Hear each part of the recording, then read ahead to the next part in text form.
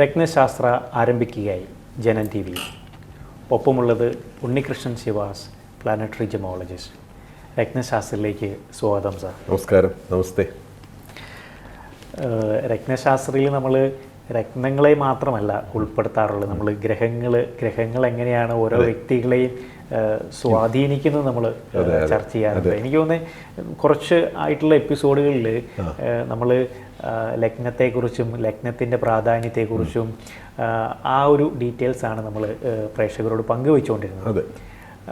കഴിഞ്ഞ എപ്പിസോഡിൽ നമ്മൾ പറഞ്ഞൊരു കാര്യമായിരുന്നു സൈൻ ഓഫ് ലിയോ. സോഡിയാക് സൈനിൽ 5ാമത്തെ സൈനെ കുറിച്ചാണ് നമ്മൾ പറഞ്ഞു വന്നത്. ചിങ്ങം ലഗ്നക്കാരൻ ഒരു പവർഫുൾ ആയിട്ടുള്ള ഒരു പിന്നെ ഏറ്റവും പവർഫുൾ ആയിട്ടുള്ള ഒരു ലഗ്നങ്ങളിൽ ഒരു ഏറ്റവും പവർഫുൾ ആയിട്ടുള്ള ലഗ്നമല്ല. ലഗ്നം എന്ന് പറയുമ്പോൾ നമ്മൾ ടൈം ഓഫ് ബർത്ത് കൊണ്ട് കണ്ടുപിടിക്കുന്ന ഒരു സംഗതിയാണ്. ആ സൈൻ പവർഫുൾ ആയിട്ടുള്ള ഒരു സൈനാണ്. അതിൽ ലഗ്നം വന്നാൽ എങ്ങനെയാണ് എന്നാണ് നമ്മൾ സംസാരിച്ചത്. അപ്പോൾ നമ്മൾ പറയുകയുണ്ടായി, ഈ ലഗ്നം മാത്രം നമ്മൾ നോക്കിയിട്ട് അല്ലെങ്കിൽ ആ ഒരു സൈൻ മാത്രം നോക്കിയിട്ട് നമുക്ക് പറയാൻ പറ്റില്ല അവർ എല്ലാ ടൈമും ഒരേപോലെ ആയിരിക്കും, അല്ലെങ്കിൽ അവർക്ക് ആ ലഗ്നാധിപൻ്റെ രത്നം സൂട്ടബിൾ ആയിരിക്കുമെന്ന് നമുക്ക് അങ്ങനെ ഒറ്റ നോട്ടത്തിൽ പറയാനായിട്ട് ബുദ്ധിമുട്ടാണ് എന്നുള്ളൊരു എക്സാമ്പിൾ അടക്കം നമ്മൾ കഴിഞ്ഞ പ്രാവശ്യം പറയുകയുണ്ടായി. റൂബി ആൾക്ക് പറഞ്ഞിട്ടില്ല, ആൾക്ക് കൊടുത്തിരിക്കുന്നത് റൂബിയുടെ ഉപരത്നമായ ഗാർണറ്റാണ് കൊടുത്തിരിക്കുന്നത് പറഞ്ഞു. പിന്നെ ആളുടെ ഒരു രോഗാവസ്ഥകളെ കുറിച്ചൊക്കെ നമ്മൾ ചർച്ച ചെയ്യുകയുണ്ടായി.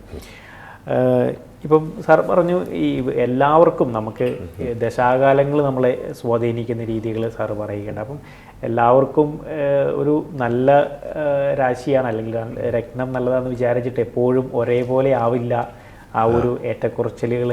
തീർച്ചയായിട്ടും പിന്നെ എല്ലാവരുടെ ചാർട്ടുകൾ അല്ലെങ്കിൽ എല്ലാവരുടെ ജീവിതത്തിലും വരാറുണ്ടെന്ന് പറയുക. സാമാന്യമായിട്ട് നല്ല നമുക്കൊരു ആ ഒരു സൈനിൻ്റെ, അതായത് ലിയോ സൈനിൻ്റെ ക്യാരക്ടറിസ്റ്റിക്സാണ് നമ്മൾ പറയുന്നത്. അത് പല വ്യക്തികളിലും പലതരത്തിലായിരിക്കും എന്ന് മാത്രം.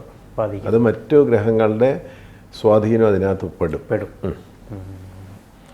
ഉദാഹരണത്തിനകത്ത് സൂര്യൻ, ചൊവ്വ ഇങ്ങനെയുള്ള ഗ്രഹങ്ങളിലൊക്കെ പോസിറ്റീവായിട്ട് ആ ലഗ്നത്തിൽ നിന്നാൽ വളരെ പവർഫുള്ളായിട്ടുള്ള ഒരു ഇതാണ് വരുന്നത്. വളരെ പവർഫുൾ. നമ്മൾ ചൊവ്വ എങ്ങനെ ഇവിടെ നിന്നാണെന്ന് നമുക്ക് പറയാം, സംസാരിക്കാം. നമ്മൾ ചൊവ്വ കർക്കിടകത്തിൽ എങ്ങനെ നിന്നു, ചിങ്ങത്തിൽ എങ്ങനെ നിൽക്കും നമ്മൾ സംസാരിച്ചതിലേക്ക് വരാം. ഓക്കെ.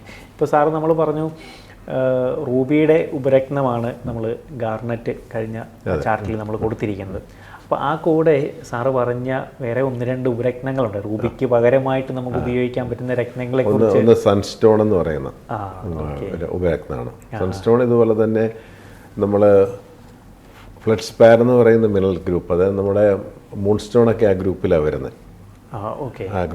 ആ റോക്ക് മിനറൽ വരുന്നതാണ് ഇത്. പക്ഷേ ഇതിനകത്ത് മൈക്രോക്ലൈൻ എന്ന് പറയുന്നിട്ടൊരു ഘടകം കൂടെ ഉണ്ട്. ഇതിനൊരു ചെറിയൊരു ഷിമ്മറിങ് എഫക്റ്റ്, ഒരു ബ്രൈറ്റ്നെസ് കൊടുക്കുന്ന, അതൊരു ചെറിയൊരു ഷീൻ പോലെ തന്നെ വരും. അത് അത്ര മറ്റേ പൈറൈറ്റൊക്കെ പോലെ അങ്ങ് തിളങ്ങല്ല, എന്നാലും അതിനകത്തൊരു ചെറിയ ഒരു ലൈനിങ്, ഒരു ചെറിയൊരു തിളക്കം പോലെ തോന്നും നമുക്ക്. സൺസ്റ്റോണിനകത്ത് അങ്ങനെ മേളിൽ കണ്ടിട്ടില്ലേ, ഒരു ഗ്ലിറ്ററിങ് ഫീലിംഗ് ഉണ്ടാക്കുന്ന മൈക്രോക്ലൈൻ എന്ന് പറയുന്ന സബ്സ്റ്റൻസിനകത്ത് അടങ്ങിയിരിക്കുന്നുണ്ടാവും. അത് ആ മിനറൽ തന്നെ നമുക്ക് ഗ്ലാസ്സിനും അങ്ങനെയുള്ള പല സിറാമിക് പ്രോഡക്ട്സിനൊക്കെ യൂസ് ചെയ്യുന്ന ഒരു മിനറലാണ്.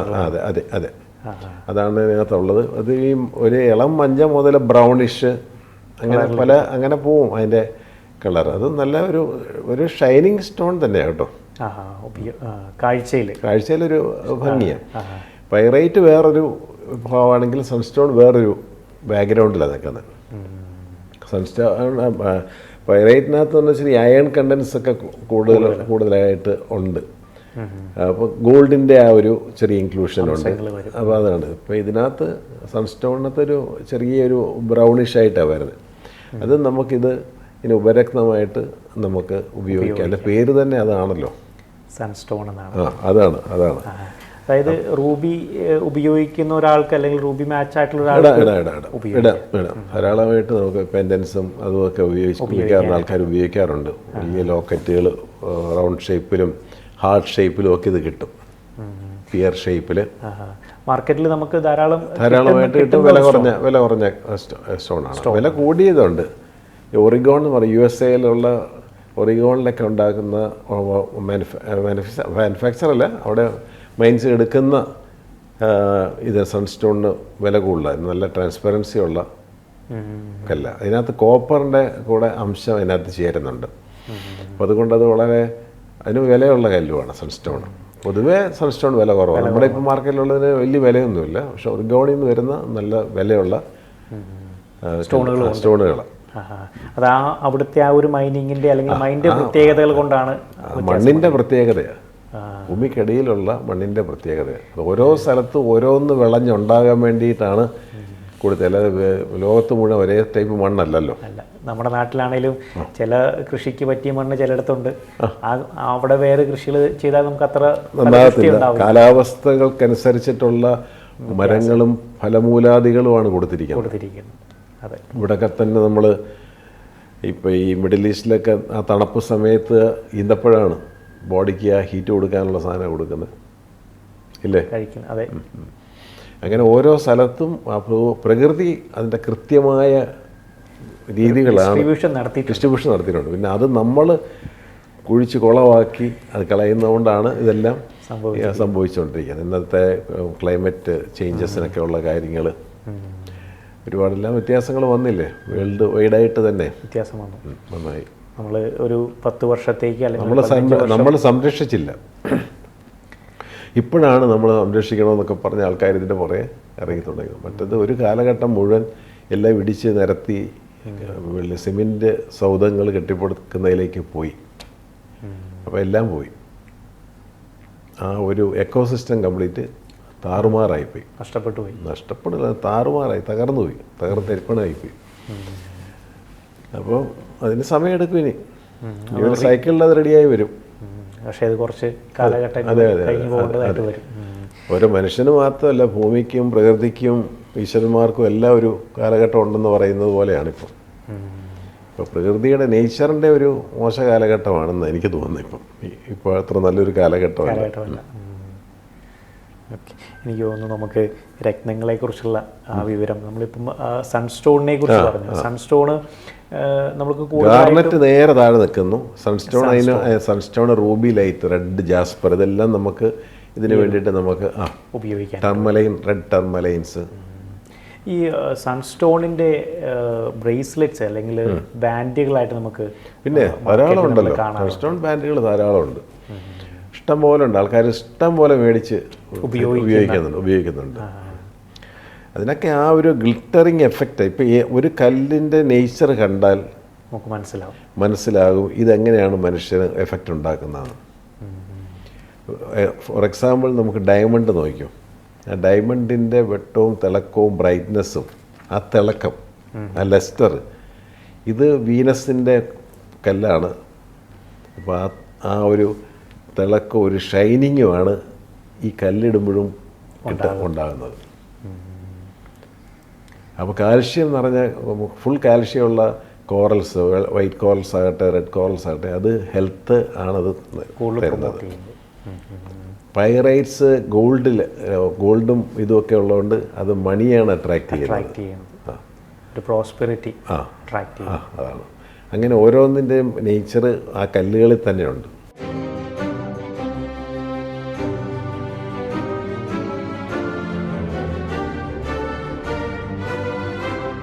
Welcome back to Ratnashastram. നമ്മൾ ചർച്ച ചെയ്തൊരു കാര്യമുണ്ടായിരുന്നു. നമ്മൾ ഒരു ചാർട്ട് അനലൈസ് ചെയ്തപ്പം ആൾക്ക് ലഗ്നം തന്നെയാണ്, പക്ഷേ ആൾക്ക് റൂബി അവിടെ നമ്മൾ മാച്ചിങ് കൊടുത്തിട്ടില്ല. നമ്മൾ പക്ഷേ ആൾക്ക് ഉപയോഗിക്കുന്നത് അല്ലെങ്കിൽ സജസ്റ്റ് ചെയ്തിരിക്കുന്നത് ഗാർനറ്റ് എന്ന് പറയുന്ന ഉപരത്നമാണ്. നമുക്കങ്ങനെ ഈ ലഗ്നക്കാർക്ക്, അപ്പം സാറ് പറഞ്ഞു ലഗ്നാധിപൻ സൂര്യനാണ്, സൂര്യൻ്റെ രത്നമാണ് നമുക്ക് റൂബി എന്ന് പറയുന്നത്. അതിൻ്റെ ഉപരത്നങ്ങളെ കുറിച്ച് നമ്മൾ പറഞ്ഞു, ഗാർനറ്റ്, അതുപോലെ തന്നെ സൺസ്റ്റോണിനെ കുറിച്ച് നമ്മൾ പറഞ്ഞു. ഇപ്പം ഈ റൂബി മാച്ച് ആയുള്ളവർക്ക് അതെങ്ങനെയായിരിക്കും? അത് ആ സൂര്യൻ്റെ പൊസിഷൻ തന്നെയാണ് അതിനകത്ത് വളരെ ഇമ്പോർട്ടൻ്റ്. ആ സൂര്യൻ്റെ പൊസിഷൻ, ലഗ്നം ഫസ്റ്റ്, സൂര്യൻ്റെ പൊസിഷൻ. സൂര്യൻ റോങ് സൈഡിൽ പോയി നിൽക്കുന്നത് കൊണ്ടാണ് ആ ചിങ്ങലഗ്നക്കാരന് നമ്മൾ അതിൻ്റെ ചെറിയ ഒരു സപ്പോർട്ട് കിട്ടാൻ വേണ്ടി നമ്മൾ അതിൻ്റെ ഉപരത്നമായിട്ടുള്ള ലൈറ്റ് വേർഷൻ കൊടുത്തിരിക്കുന്നത്. മനസ്സിലായില്ലേ? ആ. ഇപ്പം നമ്മൾ ഏത്തപ്പഴം എന്ന് പറയുന്ന ഏത്തപ്പഴം നമ്മൾ അത് ഏറ്റവും ഹെൽത്തി ആയിട്ടുള്ള ഒരു ഫുഡാണ്, ഇതാണ്, ഫ്രൂട്ടാണ്. പക്ഷേ നമ്മളത് പച്ചയ്ക്ക് കഴിക്കുമ്പോൾ നമുക്കത് ശരിക്കും പറഞ്ഞാൽ അത് സ്റ്റൊമക്കിൽ നമ്മളുടെ മോഷനൊക്കെ ഒന്ന് ബലപ്പെടുത്തി കളയും. അപ്പോൾ നല്ലോണം വയറിളക്കമൊക്കെ ഉള്ള ആൾക്കാർ ചിലപ്പോൾ ഏത്തപ്പഴം കഴിച്ച് അത് നിൽക്കും. എന്നാലും നമ്മൾ ഏത്തപ്പഴം പുഴുങ്ങി കൊടുത്തു കഴിഞ്ഞാൽ അത് സോഫ്റ്റായിട്ട് മാറും.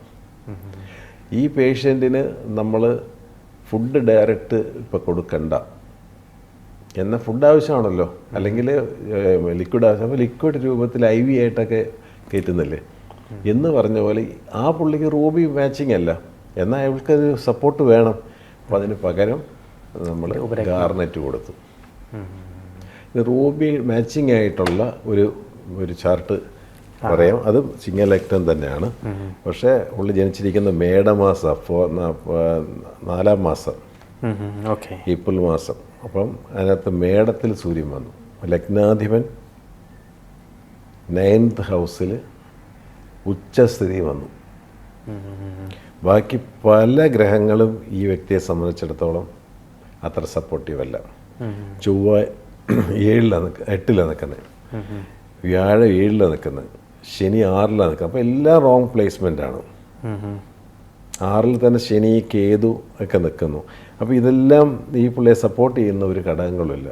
ഒറ്റ ഗ്രഹം ആണ്, സൂര്യനാണ് ഇതിനകത്ത് സപ്പോർട്ടീവ്. അപ്പോൾ പുള്ളിക്ക് അത് കൊടുത്തേ മതിയാവും നമുക്ക്. അപ്പോൾ റൂബി തന്നെ പുള്ളിക്ക് കൊടുത്തു. റൂബി എന്നല്ല, പുള്ളിക്ക് ബാക്കി ഒരു സ്റ്റോണും പുള്ളിക്ക് ഇതിനകത്ത് മാച്ചിങ് അല്ല. പക്ഷേ ഒരു പ്ലസ് പോയിൻ്റ് എന്ന് പറയുന്നത് ഏറ്റവും എക്സോൾട്ടഡ് ആയിട്ടുള്ള വൺ ആൻഡ് ഓൺലി പ്ലാനറ്റ് സൂര്യനാണ്. അത് മതി പുള്ളിക്ക്. ആളുടെ ലഗ്നത്തിൻ്റെ അധിപനും കൂടിയാണ്. ആണ് സൂര്യനുമാണ്. സൂര്യനായപ്പോൾ എന്തായി? ആൾ നല്ല ഏത് തുറയിലും പോയാലും എന്തെങ്കിലും അപ്പ് ആൻഡ് ഡൗൺസ് ഒക്കെ ഉണ്ടെങ്കിലും ആൾ കയറി വരും. ആൾക്ക് തന്നെ ഭാഗ്യസ്ഥാനത്ത് നിൽക്കുക. അത് ലഗ്നാധിപൻ ഭാഗ്യസ്ഥാനത്ത് നിൽക്കുന്നു. ഇത് ഭാഗ്യമുള്ള ഒരാളാണ്. അപ്പോഴേ നമുക്ക് ഈ ഭാഗ്യം എന്ന് പറയുന്നൊരു പ്രത്യേക ഘടകമാണല്ലോ. നമുക്ക് എന്തെല്ലാം ഉണ്ട്, എല്ലാം പഠിച്ച് നല്ല പഠിപ്പുണ്ട്, വിദ്യാഭ്യാസമുണ്ട്, എല്ലാം ഉണ്ടെങ്കിലും ഭാഗ്യമില്ലെങ്കിൽ കറക്റ്റ് പൊസിഷനിൽ പോയി നമ്മൾ നിൽക്കത്തില്ല. ഞാൻ പല ചിലരുടെയും ചാർട്ടിൽ കണ്ടിരിക്കുന്ന ഒരു കാര്യം അത്. ആൾ ഭയങ്കര ക്വാളിഫൈഡ് ആണ്. അവർ വരുമ്പോഴേ പറയാം, സാറേ ഇനി എടുക്കാൻ ഡിഗ്രി ഒന്നുമില്ല, പക്ഷെ ഇതുവരെ വിചാരിച്ചെടുത്ത് പോയി നിന്നില്ല. നോക്കുമ്പോൾ ഭാഗ്യാധിപൻ അഷ്ടമത്തിൽ, ഭാഗ്യാധിപൻ 6th ഹൗസിൽ. അപ്പം ഇതിനകത്ത് അതില്ല. ലഗ്നാധിപൻ തന്നെ അതിനൊരു സവിശേഷത. ഭാഗ്യാധിപൻ തന്നെ ഭാഗ്യസ്ഥാനത്ത് നിൽക്കുന്നത് അതൊരു സവിശേഷതയാണ്.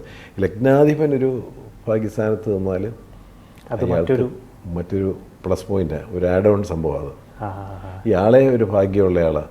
ഇത് സൂര്യനായതുകൊണ്ട് ഇയാൾക്ക് അച്ഛനായിരിക്കും ഇയാളുടെ ഭാഗ്യം, അച്ഛൻ്റെ അനുഗ്രഹം, അച്ഛൻ്റെ ബ്ലെസ്സിങ്. മനസ്സിലായല്ലേ? അതെല്ലാം അച്ഛൻ മുഖേന അല്ല, അച്ഛൻ ഇയാളെ എൻ്റെ ഒരു ഭാഗ്യം എന്ന് പറയുന്നത് എൻ്റെ അച്ഛനാണ് എന്ന് പറയുന്നതുണ്ടല്ലോ. അച്ഛൻ പോയതോടുകൂടി എൻ്റെ ഭാഗ്യമെല്ലാം പോയി, അനുഗ്രഹം എല്ലാം പോയി എന്ന് കേട്ടിട്ടില്ല നമ്മൾ. ഇതൊക്കെ തന്നെ അത്. അപ്പോൾ ഇത് റൂബി ഏറ്റവും വളരെ മാച്ചിങ് ആയിട്ടുള്ള അപ്പോൾ നമുക്ക് ഇതിനകത്ത് ഈ സൂര്യ ലഗ്നമാണെങ്കിലും 8th ഹൗസിൽ 6th ഹൗസിലൊക്കെ വരുന്ന പൊസിഷനിൽ നിൽക്കുന്ന സൂര്യനെ അങ്ങനെ സെമി കൊടുത്താൽ മതി. അത് എന്നാൽ ഞാൻ ഇത്രയും വർഷം പരീക്ഷിച്ച ഒരു കാര്യമുണ്ട്. ഈ ചിങ്ങലഗ്നം ഈ സൂര്യൻ നീചത്തിൽ നിൽക്കുന്നു, തുലാമാസത്തിൽ ആണ് ചിങ്ങലഗ്നം. പക്ഷേ തുലാത്തിലാണ് ജനിച്ചിരിക്കുന്നത്, തുലാമാസത്തിൽ. സൂര്യൻ അതിന് ഞാൻ സൂര്യൻ്റെ സ്റ്റോൺ എപ്പോഴും കൊടുക്കാറുണ്ട്. അത് എഫക്റ്റീവായിട്ടുണ്ട്. അത് എക്സ്പീരിയൻസിൽ നിന്ന് വന്നിരിക്കുന്ന ഒരു കാര്യം. ഓക്കെ, അപ്പം എഫക്റ്റ് വരും. ധനു ലഗ്നം, ലഗ്നാധിപൻ വ്യാഴം മകരത്തിൽ നീചപ്പെട്ടു, യെല്ലോ സഫയർ കൊടുത്ത് ബെസ്റ്റായിട്ട് വന്നിട്ടുണ്ട്. നല്ല റിസൾട്ട് വന്നിട്ടുണ്ട്. അപ്പോൾ D9 ഡിവിഷണൽ ചാർട്ടോടെ നമ്മൾ ചെക്ക് ചെയ്യണം. അപ്പോൾ ഇതിനകത്ത് ഇദ്ദേഹത്തിന് ഞാൻ കൊടുത്തിരിക്കുന്നത് ഒറ്റയൊരു ഡിറ്റോ ഫോട്ടോ കോപ്പിയാണെന്നാണ് പറഞ്ഞത്, ഫാദറിൻ്റെ. കണ്ട അതേപോലെ ഇരിക്കും. ആ ഫാദർലി ഫിഗർ തന്നെയാണ് ആൾക്ക് വന്നിരിക്കുന്നത്. ഫാദർലി ഫിഗർ വരുന്ന ഇപ്പോൾ കുറേ കാലങ്ങൾക്ക് ശേഷം നമ്മൾ ചെന്നാൽ ഞാൻ എൻ്റെ ഫാദറിൻ്റെ ഒരു ഛായയുള്ള ആളാണ്. അപ്പം എൻ്റെ ചാർട്ടിൽ സൂര്യൻ എക്സോൾട്ടഡാണ്, ഉച്ചത്തിൽ നിൽക്കുന്നത്.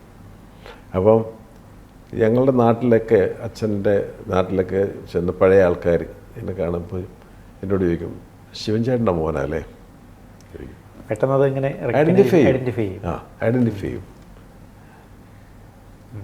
അച്ഛൻ്റെ പേര് KPS നായർ, ശിവശങ്കരൻ നായർ എന്നാണ്. അങ്ങനെയാണ് ശിവാസ് വന്നിരിക്കുന്നത്. അപ്പോൾ കാണുന്നവർ കണ്ടാൽ ചോദിക്കും ആ ഫിഗർ വരും. കാരണം എൻ്റെ ചാർട്ടിലും സൂര്യൻ പ്രോമിനൻ്റ് ആയിട്ട് നിൽക്കുന്നത് കൊണ്ട് എനിക്ക് അച്ഛൻ്റെ ആ ക്യാരക്ടർ, അച്ഛനാണ് എൻ്റെ മനസ്സിലെന്നും, അച്ഛനെ പോലെ തന്നെ ഇരിക്കുന്നത്. അച്ഛൻ താടി വെക്കുന്ന ആളായിരുന്നു. അതുകൊണ്ട് ഒരു പ്രാവശ്യം ഞാൻ താടി എടുത്തപ്പോൾ എൻ്റെ അമ്മ സമ്മതിച്ചില്ല, വേണ്ട എടുക്കണ്ട എന്ന് പറഞ്ഞു. അച്ഛനില്ല ഇപ്പോൾ. എന്നാലും ഇതാണ് അതിൻ്റെ ഒരു സത്യാവസ്ഥകൾ. അപ്പോൾ അതൊക്കെ നമ്മുടെ ജീവിതത്തിൽ തന്നെ നമുക്ക് എക്സ്പീരിയൻസാണ്.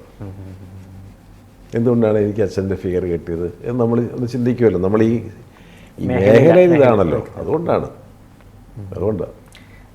എനിക്ക് തോന്നുന്നു കൂടുതൽ വിവരങ്ങളിലേക്ക് നമുക്കൊരു ബ്രേക്കിന് ശേഷം തിരികെ വരാം.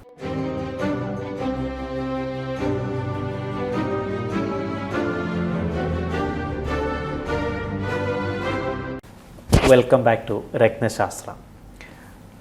നമ്മൾ പറഞ്ഞു വന്ന കാര്യം, ഈ ഇപ്പം പറഞ്ഞ ആ ഒരു ചാർട്ടിൽ ആ വ്യക്തിക്ക് ഏക സൂട്ടബിൾ ആയിട്ടുള്ള രത്നം എന്ന് പറയുന്നത് റൂബിയാണ്. ഏക സപ്പോർട്ടിംഗ് പ്ലാനറ്റ് സൂര്യനാണ്.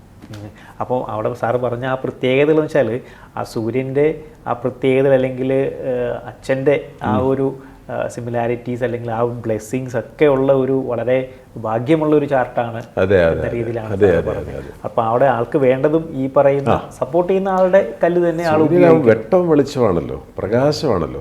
അത് നന്നായ തന്നെ പകുതി കാര്യങ്ങൾ റെഡിയാണ്. സൂര്യൻ ഈ നീചാവസ്ഥയിലും സൂര്യശനി ബന്ധമൊക്കെ ഉള്ളവരുടെയൊക്കെ ചാർട്ട് ഞാൻ നോക്കുമ്പോൾ അവർക്കൊന്നും വേണ്ട റീച്ചിൽ വന്നിട്ടില്ല. അവർക്ക് കഴിവില്ലാഞ്ഞിട്ടല്ല, അവർ നല്ല കഴിവുള്ള ആൾക്കാരാണ്. പക്ഷെ അവർക്ക് ആ അക്സെപ്റ്റൻസ് കിട്ടുന്നില്ല. ജോലിയിൽ എത്ര കടന്നു പണിതാലും അക്സെപ്റ്റൻസ് കിട്ടത്തില്ല. അത് ഈ മറ്റുള്ള ഗ്രഹങ്ങളുടെ ആ ഒരു സ്വാധീനം, അല്ലെങ്കിൽ അതിൻ്റെ പൊസിഷൻസ് അനുസരിച്ചല്ലേ ഇത് സംഭവിക്കും. സൂര്യന് തന്നെ ആദ്യം ഒരു റോങ് എഫക്റ്റ് വരണം. മറ്റ് സൂര്യനുമായിട്ട് ചേർന്ന് പോകാത്ത ഗ്രഹങ്ങൾ ആയിട്ടുള്ളൊരു യോഗം വന്നാൽ മതി. ഒന്നുമല്ല, ദൃഷ്ടി വന്നാൽ ശനിയും ചൊവ്വയും തമ്മിൽ പരസ്പര ദൃഷ്ടി, ശനിയും സൂര്യനും തമ്മിൽ പരസ്പര ദൃഷ്ടി, അല്ലെങ്കിൽ സൂര്യനും ശനിയും ഒരുമിച്ച് നിൽക്കുന്നു. ഇതൊക്കെ വരുമ്പോൾ എന്ന് വെച്ചാൽ ജനറലി നോക്കുമ്പോൾ ആ ആൾക്ക് പഠിച്ചതിൻ്റെ ജോലിയായിരിക്കില്ല കിട്ടുന്നത്, വേറെ മേഖലയിലേക്ക്. ഞാൻ പഠിച്ച ഇതുവരെ ഇതാണ് സാറേ, പക്ഷേ അതിലേക്ക് എനിക്ക് എത്താൻ പറ്റിയിട്ടില്ല. ആ ഒരു മൈനസ് പോയിൻ്റ് അവിടെ വരും. അത് വളരെ സത്യമായ കാര്യം. നമുക്ക് കർമ്മരംഗമൊക്കെ ഉണ്ട്. 10th ഹൗസ് എന്ന് പറഞ്ഞാൽ കർമ്മരംഗം നന്നായിട്ടാണ് നിൽക്കുന്നതെങ്കിലും പഠിച്ച ഈ നമ്മൾ ക്യാമ്പസ് സെലക്ഷൻ എന്ന് പറയല്ലേ എന്ന് പറഞ്ഞാൽ അവിടെ നിന്ന് ആൾക്കാർ കൊണ്ടുപോകും. ആ ഒരു പഠിച്ച കാര്യത്തിൽ തന്നെ ആ മേഖലയിൽ തന്നെ ജോലിയും കാര്യങ്ങളൊക്കെ ആയിട്ട് പോകാനായിട്ട് പറ്റും. അത് ഈ പറയുന്ന പോലെ സൂര്യൻ്റെ കൂടെ നല്ല ഗ്രഹങ്ങൾ സൂര്യൻ, ഞാൻ ഇപ്പോഴും പറയാം, സൂര്യൻ, ചന്ദ്രൻ, ലഗ്നം, ഈ 3 സംഗതികൾ തമ്മിൽ കോമ്പിനേഷനിലാണ് നിൽക്കുന്നതെങ്കിൽ ആ വ്യക്തി വളരെ സക്സസ്ഫുൾ, വിജയകരമായിട്ടുള്ളൊരു ജീവിതം. മൈനസ് എവിടെയെങ്കിലും കാണുവേ, അതില്ലാതെ ഇല്ല. അത് എനിക്കുണ്ട്, ഉല്ലാസിനുണ്ട്, ഈ ഫ്ലോറിൽ നിൽക്കുന്ന എല്ലാവർക്കും ഉണ്ട്, പ്ലസ് ആൻഡ് മൈനസ്. ഇപ്പോൾ ഈ സാറ് പറഞ്ഞ് ഈ വ്യക്തിക്ക് നമ്മൾ റൂബിയാണ് കൊടുത്തിരിക്കുന്നത്. ആൾ അതിൻ്റെ ഒരു ക്യാരക്ടേജും അല്ലെങ്കിൽ അതിൻ്റെ പുള്ളിക്ക്, കാരണം പുള്ളിക്ക് ഔട്ട് ഓഫ് 9 പ്ലാനറ്റ്സിൽ ഈ സൂര്യൻ മാത്രമേ ഉള്ളൂ. അപ്പോൾ പുള്ളിക്ക് ഇച്ചിരി വലിയ ക്യാരറ്റാണ് കൊടുത്തിരിക്കുന്നത്. 4 to 5 ക്യാരറ്റ്സ്. അത് 6-7 ഒന്നും വേണ്ട.